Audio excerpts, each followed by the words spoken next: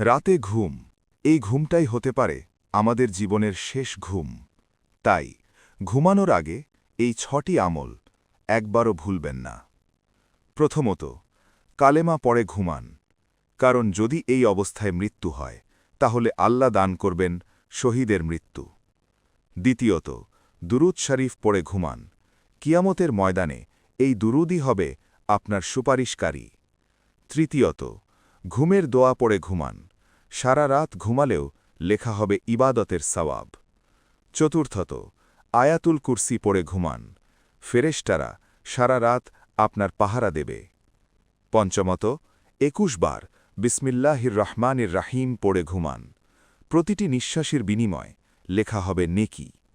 ষষ্ঠত এবং শেষ ৩ বার পড়ুন আস্তাগফিরুল্লাহাল্লাযী লা ইলাহা ইল্লা হুয়াল হাইয়ুল কাইয়্যুম ওয়া আতুবু ইলাইহ। ইনশাআল্লাহ সকালে ঘুম থেকে উঠবেন নিষ্পাপ হয়ে। আজ থেকেই শুরু করুন, হয়তো আজ রাতটাই আমাদের জন্য সবচেয়ে গুরুত্বপূর্ণ রাত।